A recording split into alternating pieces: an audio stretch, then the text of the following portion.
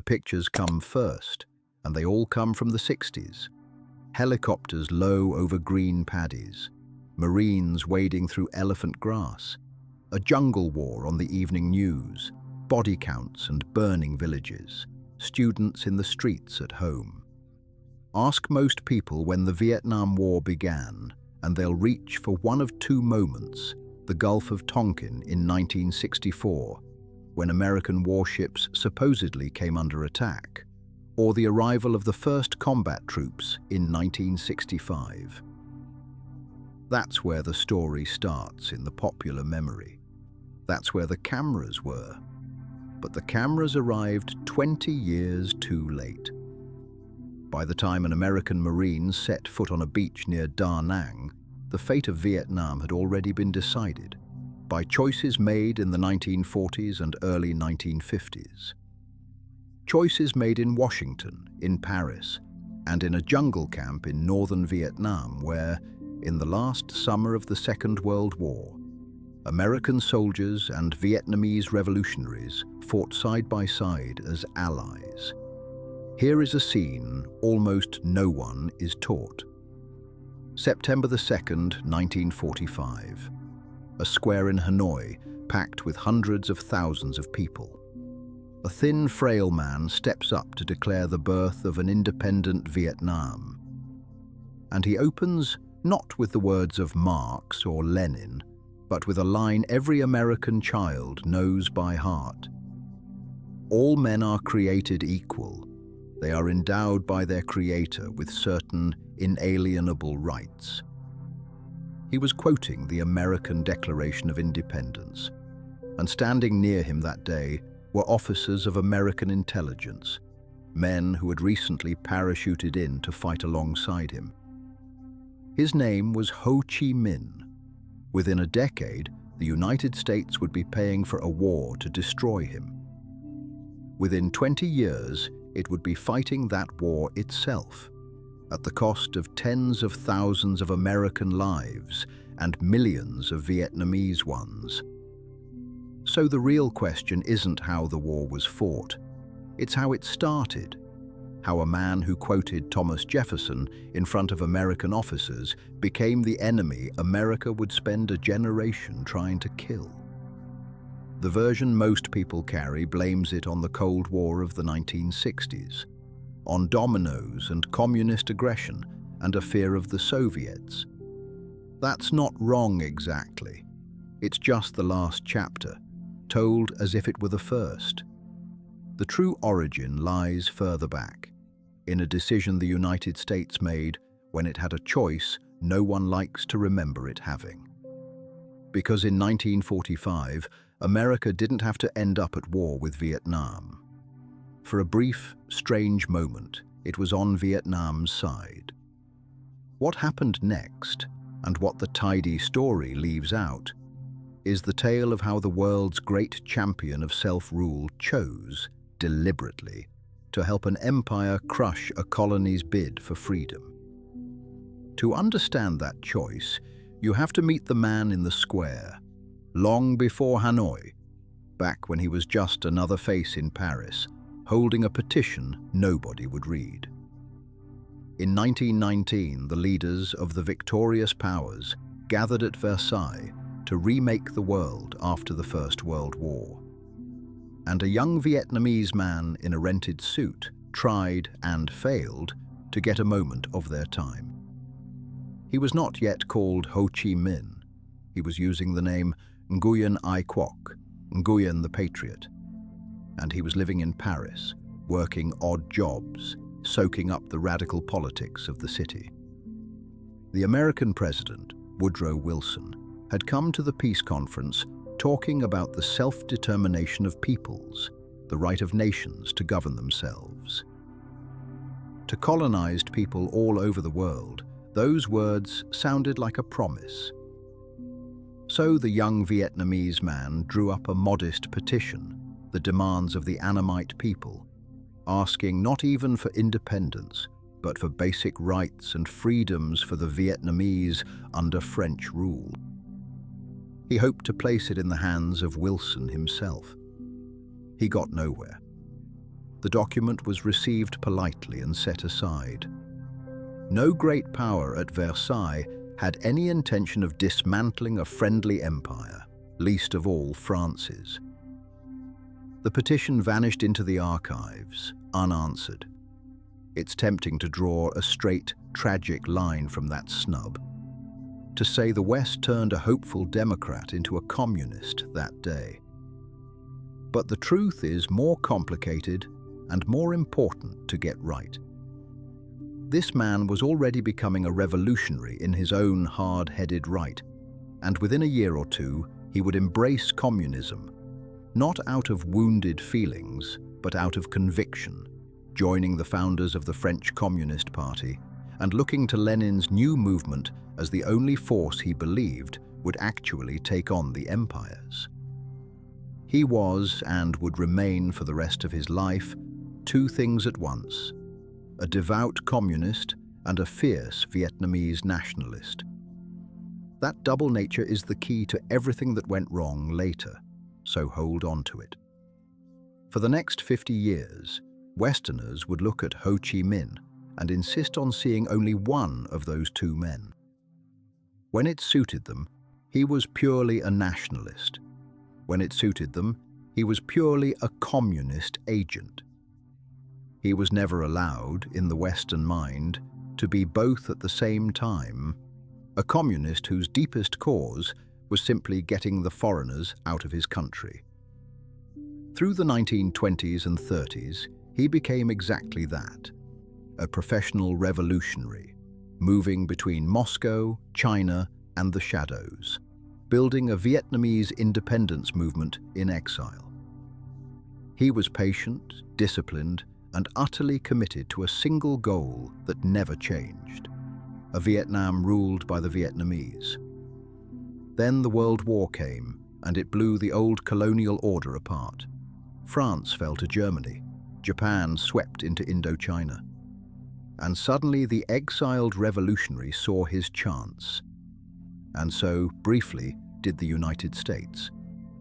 Because they were about to want the very same thing: the defeat of Japan.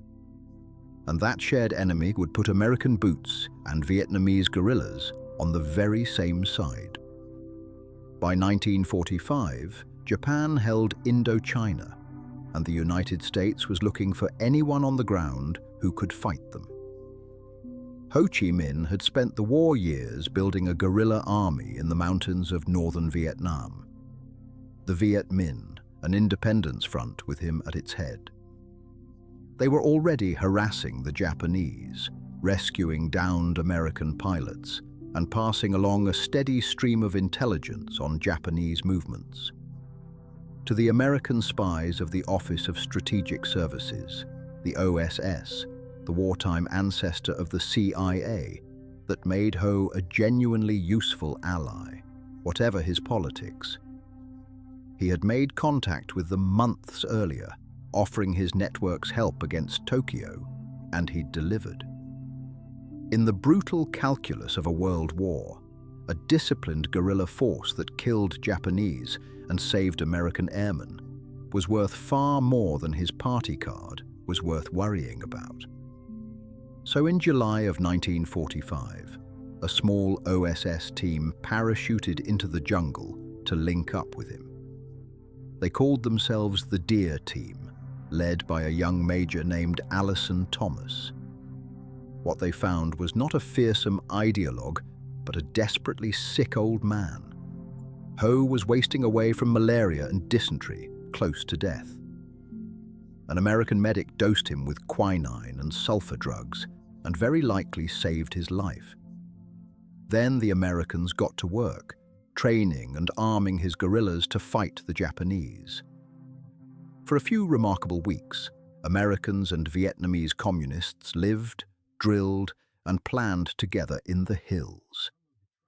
The OSS men came away impressed. Ho went out of his way to charm them, asking about America, talking about freedom, presenting himself as a friend of the United States. He asked his American guests for something specific and telling: a copy of the American Declaration of Independence. They helped him find the wording. Then Japan surrendered and history cracked open. In the sudden vacuum, the Viet Minh swept into Hanoi and seized control. And on the 2nd of September, 1945, Ho Chi Minh stood before that vast crowd and declared the Democratic Republic of Vietnam, opening deliberately with Jefferson's words about all men being created equal. OSS officers were there. A moment earlier, in the confusion, American planes had even passed overhead. To the Vietnamese in that square, it looked as though the great anti-colonial republic across the ocean was blessing their birth. It was the hinge of the whole story. Right there, in the autumn of 1945, stood a possibility that would haunt everything after. A United States that recognized Vietnamese independence, that treated Ho as what his own people plainly took him to be, the leader of their nation, and kept France's empire out. The men on the ground, the OSS officers who knew Ho personally, argued for exactly that. They sent word up the chain. This movement is real. Its leader has the people behind him. Don't hand the country back to France. But the decision wasn't theirs. It belonged to men in Washington who had never set foot in that square, who saw the world through a different and colder lens, and who were about to weigh a jungle revolutionary against a European ally they could not afford to lose. And in that calculation, the wishes of the Vietnamese counted for almost nothing. The choice America made in the next few months is the true origin of the war, and it was made not on a battlefield, but in silence. Over the following months, Ho Chi Minh did something that should be impossible to forget, and yet somehow slipped out of the story. He wrote to the President of the United States and asked for help. Not once, again and again. In late 1945 and early 1946, Ho sent at least 8 letters and telegrams to President Harry Truman and the State Department, appealing for American support, even, in some, suggesting Vietnam might become a kind of protectorate, pleading with the champion of liberty to back a small nation trying to free itself from a European empire. One of those letters, written in February 1946, was so sensitive that the United States government kept it classified until 1972. Deep into the war, it helped explain. The letters were never answered, not with support, not with a refusal, not even with the courtesy of a reply. They went into a drawer, and the silence was itself the decision. Because by then, the world had changed shape, and Washington was no longer looking at Vietnam as Vietnam. It was looking at a global chessboard. The Cold War was hardening. The Soviet Union loomed over a shattered Europe, and France, proud, wounded, and demanding its empire back, was a country the United States desperately needed as an ally against communism on the continent that actually mattered to it. Set beside the friendship of France, the appeals of a communist guerrilla in a far-off colony weighed nothing. Ho's own membership in the communist movement made him, in American eyes, not a nationalist to be courted, but a domino to be stopped. And that word was no accident. In April of 1954, as the French cause was collapsing, President Eisenhower stood at a press conference and gave the fear its lasting image. Knock over the first domino, he warned, and the whole row goes down. Lose Indochina, and one country after another across Asia would topple to communism. It was a powerful, tidy theory. It also treated Vietnam not as a country with its own history and hunger for independence, but as a single tile in someone else's game. So the United States made its choice, It backed France. When France set out to reconquer Vietnam by force, plunging the country into a brutal colonial war, America did not stand aside. It paid. Year after year, the dollars flowed across the Atlantic to fund the French campaign. By 1954, the United States was covering somewhere close to 80% of the cost of France's war in Indochina. Roughly $1 billion a year, bankrolling the very thing it had once, in principle, existed to oppose. An empire crushing a colony. Sit with that timeline. The war Americans believe they stumbled into in the 1960s, they were already financing in the early 1950s, not fighting yet, but paying nearly the entire bill. And then France lost. In the spring of 1954, the French army let itself be trapped in a remote valley called Dien Bien Phu, and Ho's general, Vo Nguyen Giap, dragged artillery through the mountains and destroyed it. The defeat shattered French will. At a conference in Geneva that summer, Vietnam was cut in two at the 17th parallel. Ho's communists in the north, a Western-backed regime in the south, with nationwide elections promised to reunite it. Those elections were never held, in large part because everyone knew Ho would win them. Even the American president privately conceded that in a free vote, the communist leader would likely have taken the overwhelming majority of the country. So instead of a ballot, the South got an American-backed strongman, Ngo Dinh Diem, and a border that hardened into a battlefront. France walked away from its broken colony, and the United States, rather than let the whole country fall to Ho, quietly stepped into the boots the French had left behind. So step back and look at the shape the popular story hides. The version that stuck, the one in the films and the fading textbooks, is a Cold War tragedy that starts in the 1960s. America stumbles into a distant jungle to stop communism from spreading, and the whole thing goes wrong. There's truth in that.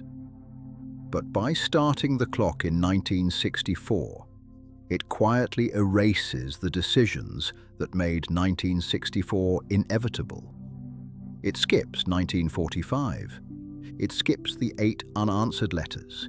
It skips the 10 years and the billions of dollars America spent underwriting a colonial war before it ever fired a shot of its own. Move the starting line back where it belongs, and the war stops looking like something that happened to America and starts looking like something America chose. It began as a war of independence, a colonized people trying to throw off a European empire. Exactly the kind of struggle the United States was founded in. The Vietnamese Revolution wore a red flag, yes, but underneath it was a nationalist fight that most of the country supported, led by a man his own people saw as the father of their independence. That is the thing the tidy story gets wrong. Not that America foolishly spurned a friend. Ho was a lifelong communist, and no amount of American warmth was going to change that. The deeper error was subtler and more damning. Faced with a leader who was both a communist and a nationalist, the United States refused to see the second half at all. It treated a war about who would rule Vietnam as though it were only a war about the global spread of communism. And so it backed the empire against the nation, mistook a people fighting for their own country for pawns in someone else's plot, and inherited a war it could never truly win. Because you cannot defeat a nation's desire to govern itself with firepower alone. The men who knew Ho personally, the OSS officers who'd fought beside him in 1945, tried to say as much at the very beginning. They were overruled by men who had never been there, who could see only the red flag and never the country beneath it. Everything that came later, Diem, the Gulf of Tonkin, the draft, the napalm, the 58,000 names on a black granite wall in Washington, grew from that first misreading. The origin of the Vietnam War was not a murky naval incident in 1964. It was a choice made 2 decades earlier, in the quiet of an office where 8 letters from Hanoi were read, understood, and left without an answer. America didn't blunder into Vietnam. It walked in, with its eyes open, on the wrong side of a war for independence, and then spent 30 years and a staggering ocean of lives, learning what it had refused to see in 1945.